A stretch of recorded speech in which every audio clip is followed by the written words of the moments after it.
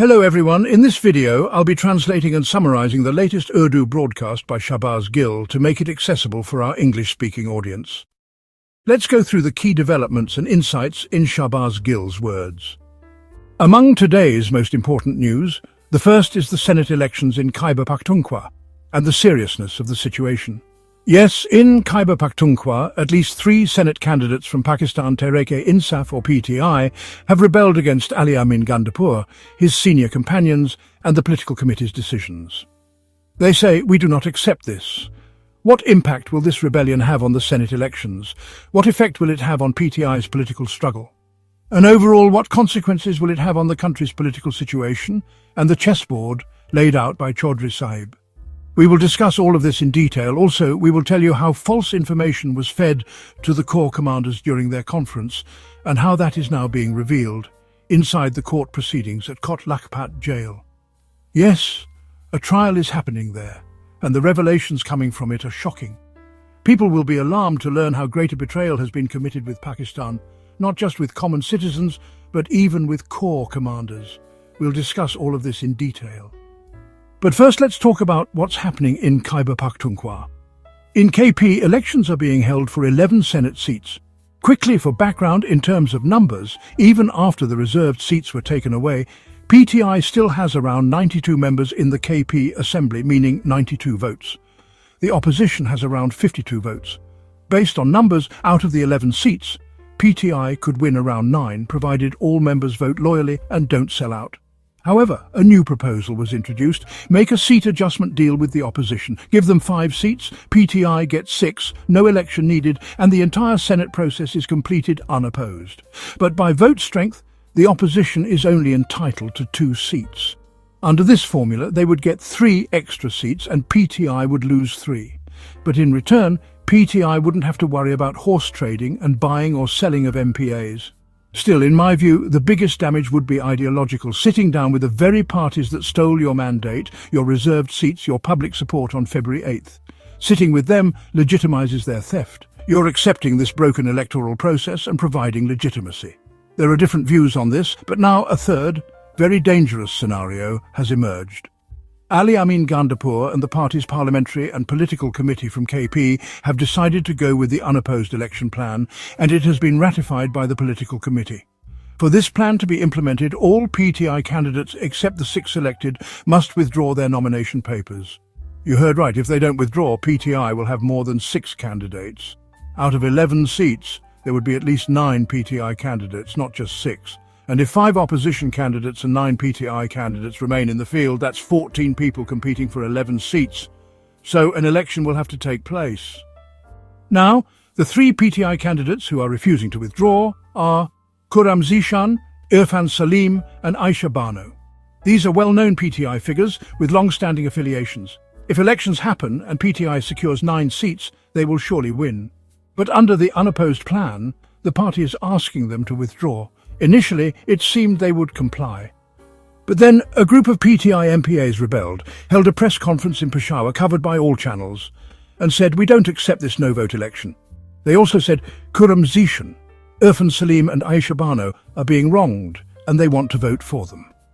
Media reports, though there are no official numbers yet, suggest that around 23 MPAs want to vote independently. Then came a twist. Khurram Zishan tweeted saying, "I would rather die than give up. I will not accept any alliance with those who stole our mandate." He also said, "I don't want a Senate seat if it means compromising on principles."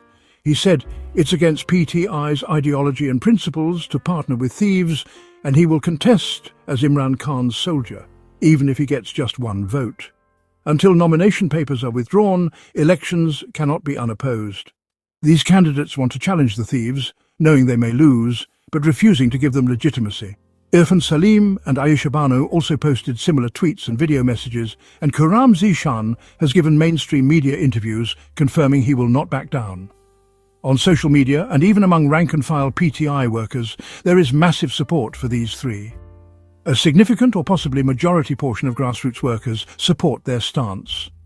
Now, if these 3 don't back down, unless Chaudhry Sahib or party discipline pressures them, the situation will escalate into a real contest. If they stay in the race, An actual election will happen, then we'll see whether Chief Minister KP supports voting with the opposition or not. A true test of coordination and alliance will unfold. Everything now hinges on these three. Whether they give up and when. You and I will stay glued to this, watching closely what fate awaits them. Make no mistake, this is a major twist in the situation. Those who had planned everything are now facing a major challenge. Next headline, Rana Sanaulah's statement, and it's quite relevant to what we've been discussing. He said, out of 11, 4 Senate seats are guaranteed for us. If we align with the opposition, we could even win 5. Now, just to clarify, they are counting PTI as the opposition in the centre, though PTI is actually the government in KP. Rana Sanaullah further added, it could even be 3 seats for us if the votes fall into place, and honestly, it could even be 2 seats if the votes fall the right way. So, Rana Sanaullah himself is talking about at most 4 seats, maybe 3, and saying that if negotiations with PTI work out, maybe they could get 5. So even without any talks, they're not expecting more than 3 or 4 seats. Yet we're offering them 5. Honestly, I don't understand this math. If the opposition itself admits that they can't get more than 3 or 4 seats, why are we offering more?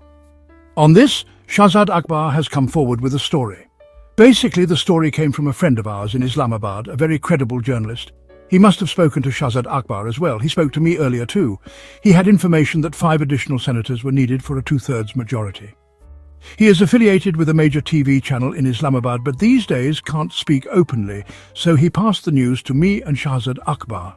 The talk in Islamabad is that Chaudhry Nizamuddin needs 5 more senators to secure a 2/3 majority in the Senate. And if they want to amend the constitution, that 2/3 is essential. So the opposition is desperate to secure 5 out of the 11 seats. What this means will become clearer in the coming days.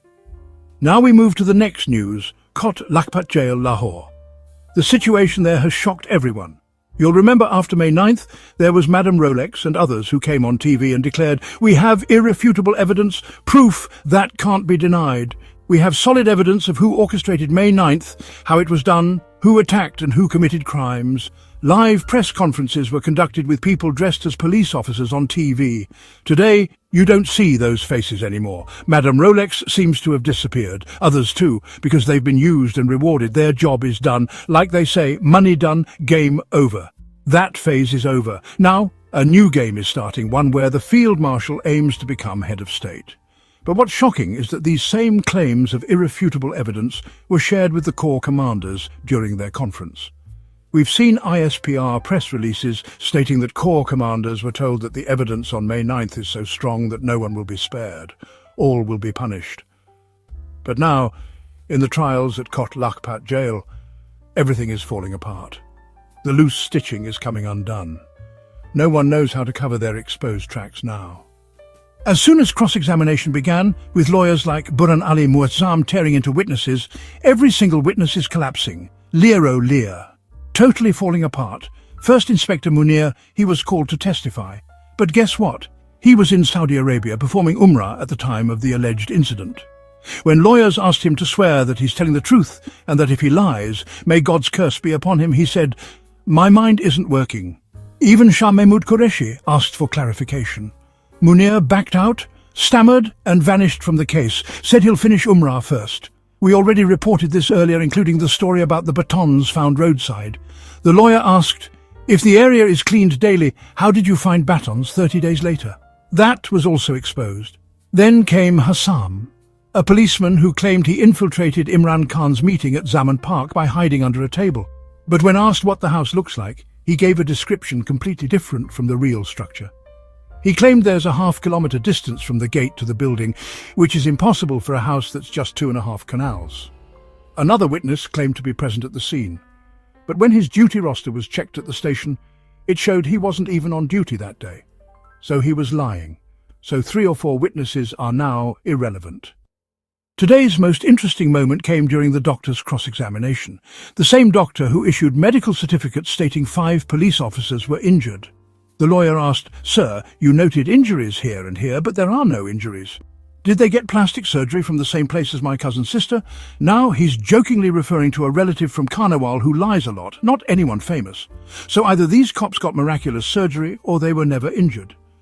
Eventually, the doctor admitted, These are fake medical certificates. There were no wounds where I wrote them. I just wrote what the police told me to. I didn't see any wounds. So much for irrefutable evidence. Even corps commanders were misled in their briefing. We are told that Pakistan has accountability, a strict system. Now, the real question is, will anyone be held accountable for briefing the corps commanders falsely? What about the police misleading the public? The situation is becoming more and more serious. We'll keep watching closely. Legally, morally, socially, even by international standards, May 9 cases are collapsing. Under Pakistan's entire criminal justice system, the May 9 cases are over.